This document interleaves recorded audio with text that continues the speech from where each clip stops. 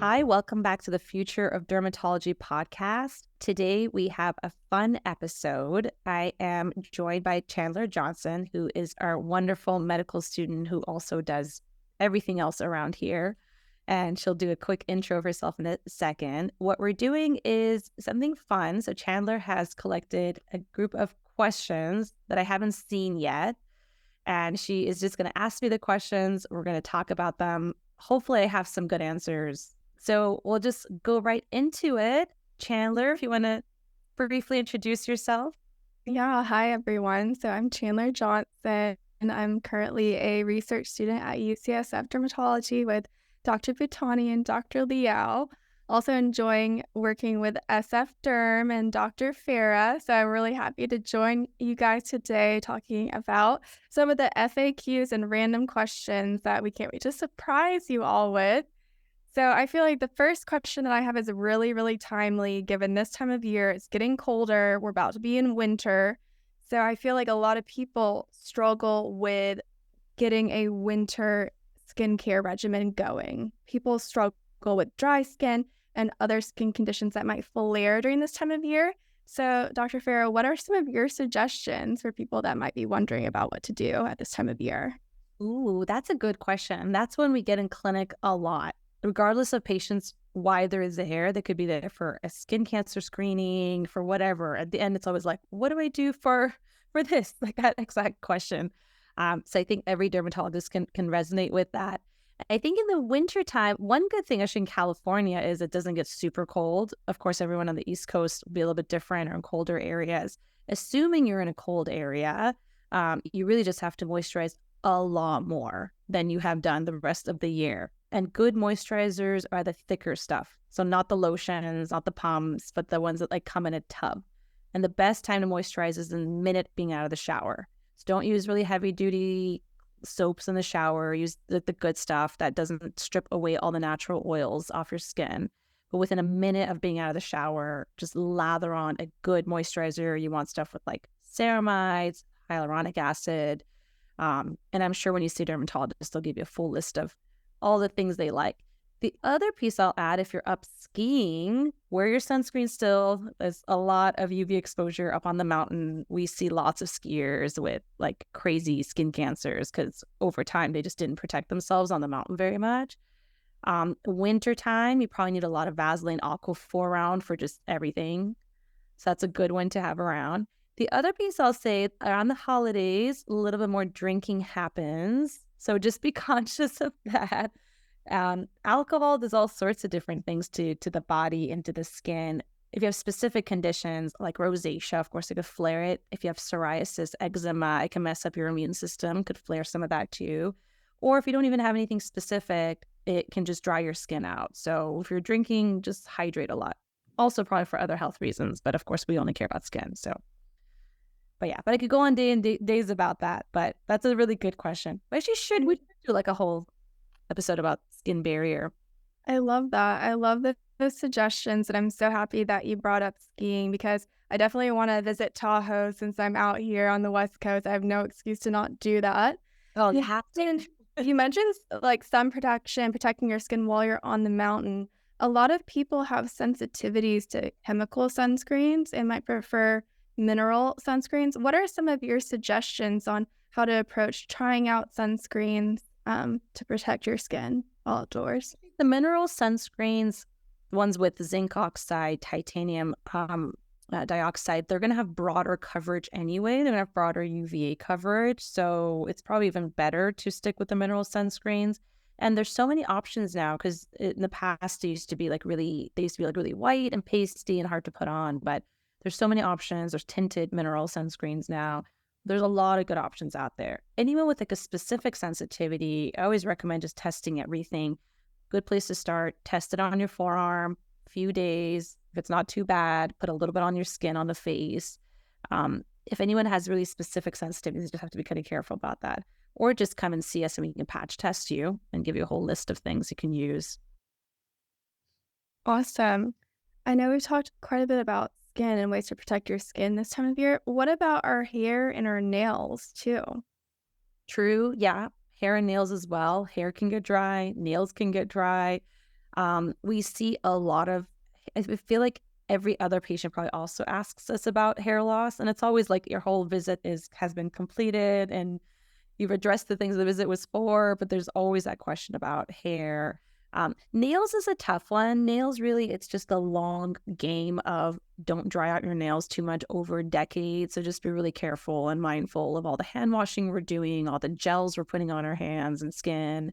And if you have to do it, obviously, we have to wash hands, moisturize a lot after it. And if anybody has any specific like sensitive skin, just carry around your own moisture or cleansers with you. Like just put some CeraVe or Cetaphil cleansers with you. Take them around with you. Wash your hands with that, as opposed to all the like harsh antimicrobial soaps that are everywhere, and that'll help the nails. There's evidence for biotin for nails. There's some evidence for collagen for nails, oral collagen, and hair too. Oral collagen is a little bit tricky. There's a lot of studies that show you ingest it by mouth, gets broken up in your GI system, doesn't really make it to your skin and hair. But some types of collagen are a little bit better. Like Verisol collagen has a lot of data that it can actually get into the nail, into the skin and hair. So lots of kind of different things there. Just kind of take care of the hair, take care of the skin, and nails, moisturize a lot. And I think the common theme is protect the barrier. And if you're able to protect the skin barrier, you'll basically have a lot of prevention. So you don't have to do a lot of things later on to fix. Amazing.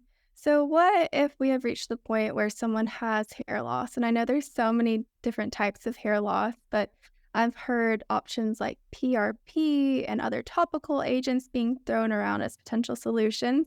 So, say a patient comes to you and they're really concerned about this particular issue. What is a way that you approach a patient, and what are some of your common solutions that you might offer to them?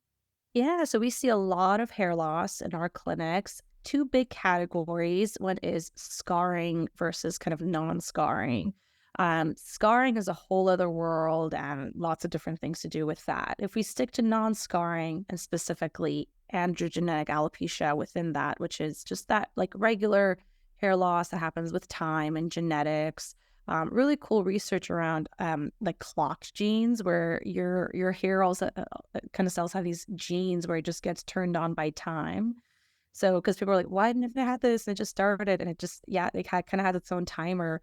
Life stressors will increase that happening, like just stress, weight loss, a bad flu, hospitalization, things like that can kind of just whatever stresses your body can accelerate that process. But assuming you have androgenic alopecia, you're losing a bit of hair, the most and the number one thing we kind of all recommend is like a minoxidil 5%, unless you have contraindications to it. That's topical. It works well. It's available everywhere.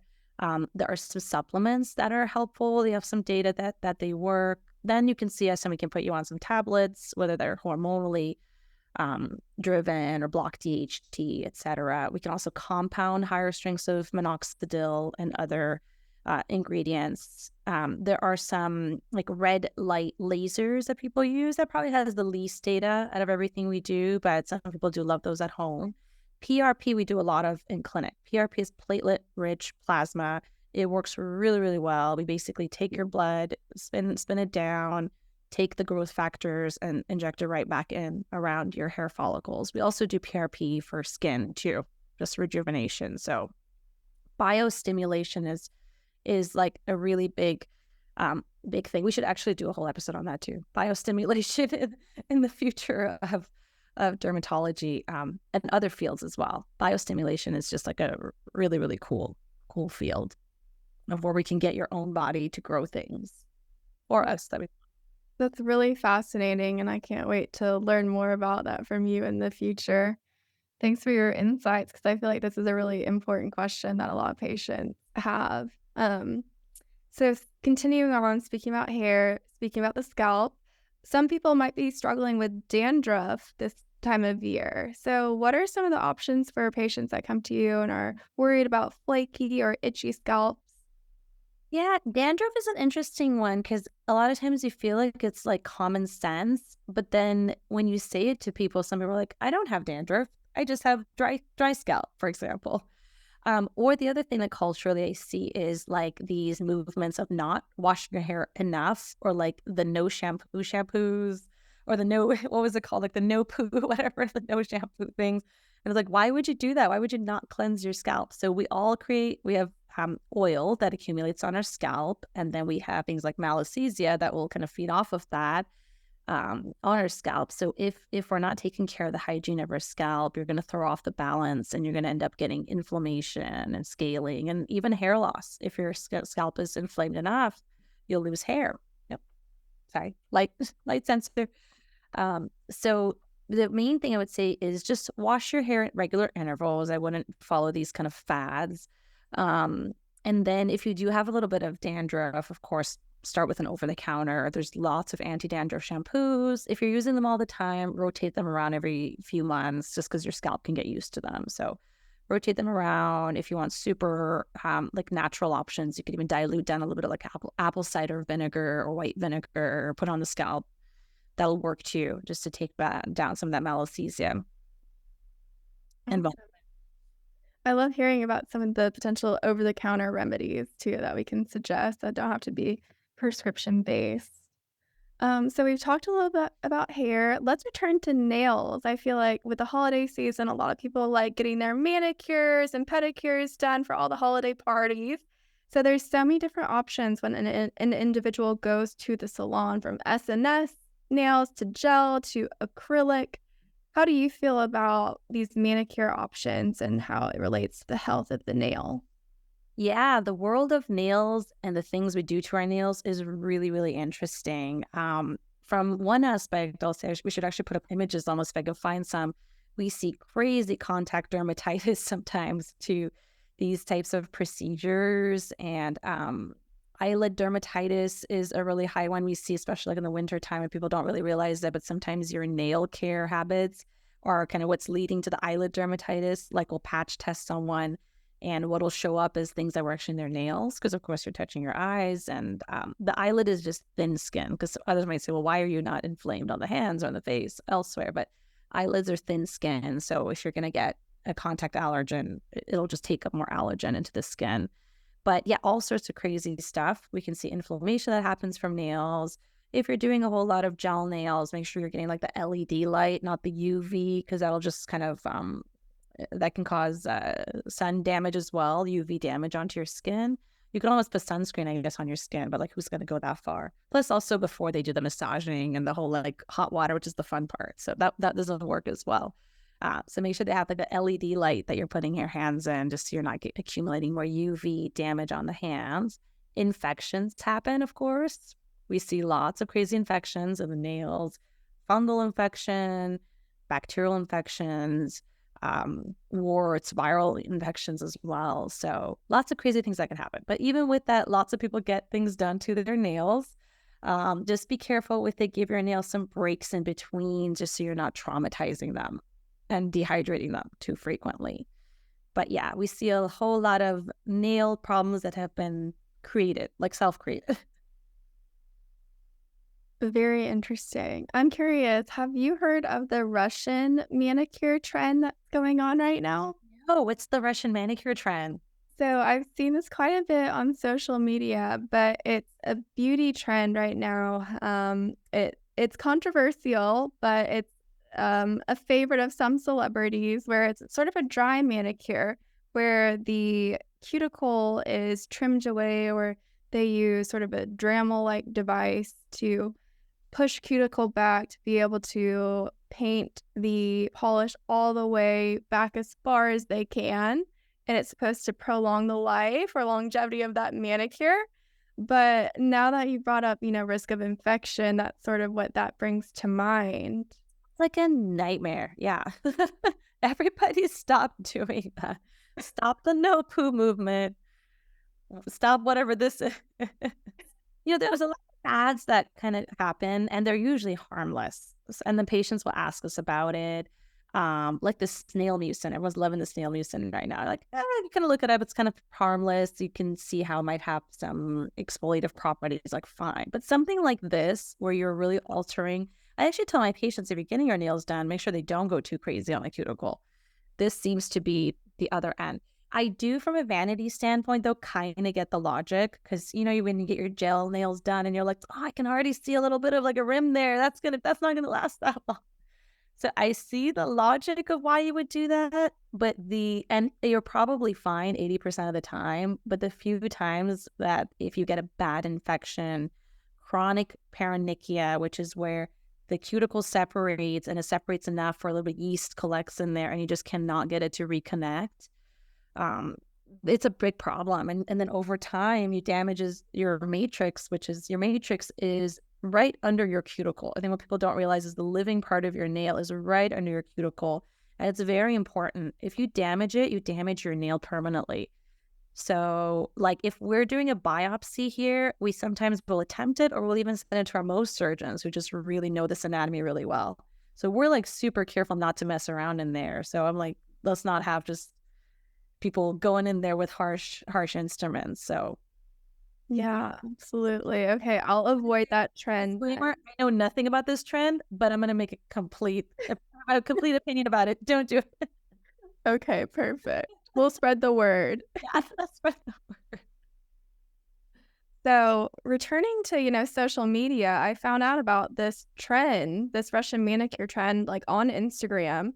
And I did mention it's controversial, but a lot of times these opinion pieces are not by dermatologists, they're by other social media influencers. And I feel like with, the rise and popularity of skincare regimens, a lot of the information that we as lay people get is from social media or the internet and not from dermatologists. So, what do you foresee in the future in terms of patients getting their information on derm-related questions?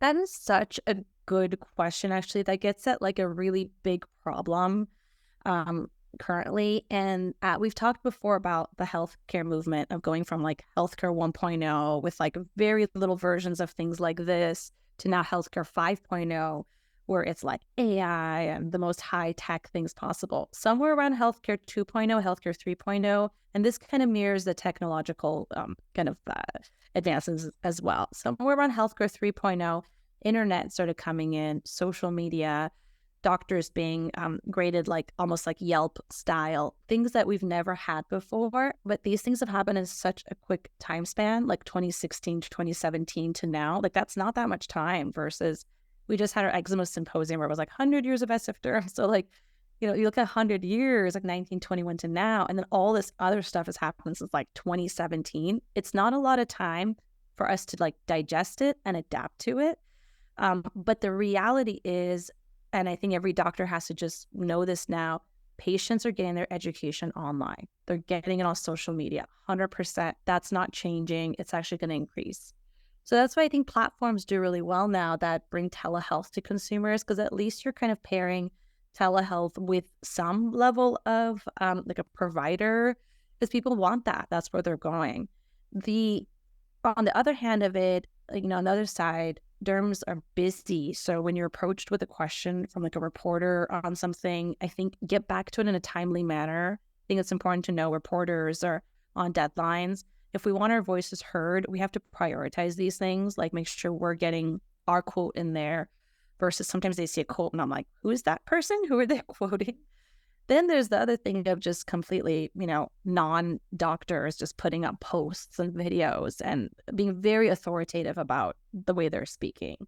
Doctors being on social media is kind of a strange world because I think a lot of doctors don't feel comfortable doing it. There's like a handful that are doing it really well and like succeeding at it. And then there are the other majority who just are kind of uncomfortable and maybe it's just like they're shy and it's not what we're comfortable with. Then there's like really critics too. There are physicians who are like, doctors should not be, doing this and that. Some of it is probably true. There's doctors kind of like doing the crazy TikTok dances and stuff like that. Great, I think, on your personal time, but it's true as a physician. I think some guidelines around that would be helpful. It's kind of like the etiquette, I guess, the social media etiquette. And where is that fine line of, and I think like traditional paternalism of medicine is gone, in a good thing too. That's a good thing. You don't want like, the doctor just come in and be like, this is it and I know, and then just leave. But then along that path, I think doctors kind of have to reimagine the culture and say, well, what does it mean now? Like, sure, we're not that strict paternalist doctor that comes in. A lot of doctors don't look like that anymore either, right? They might maybe look like me. I'm like, hey, I'm a doctor, I'm here. So, but somewhere between all these good changes that are happening, it's also like, how do we interface with social media? How do you kind of get on there and get the information out, but still keep up the integrity of what it means to be a physician and a professional? So I just think we could talk about that for hours too. And we should. Let's do another episode. All these questions. I'm like, let's do a whole episode on this. Um, but yeah, there's a lot to be said about that actually. But the fact of it is we need to be on social media because that's where our patients are. We just need to figure out how to do it and what we feel comfortable with. That's so interesting and so well put. I'm really excited to see what the future holds for that particular platform for physicians in the future. I think it's really important that we're able to really promote and disseminate that evidence-based information so patients really get the best information, the highest quality, most factual responses to all their FAQs. So hopefully we're able to balance that while maintaining the viewership and keeping the audience engaged too. So that's all very, very exciting stuff. That's fantastic. Yeah, this has been so much fun. I think we should do way more of these. And I think we should just solicit more questions too. Yeah, I love it. See what I they I can get, Katie and Peyton involved as well. I know we're always gonna be chatting, taking notes, you guys are fantastic. Thank you pimping you. so much for coming up with all of the questions that the three of you have. And this has been so much fun, hopefully educational. And that wraps up this session of our Ask Me Anything. We'll hopefully do another one in the future. And I just want to do a huge thank you to Chandler Johnson for putting this on. And thank you guys again for joining us on the future of dermatology.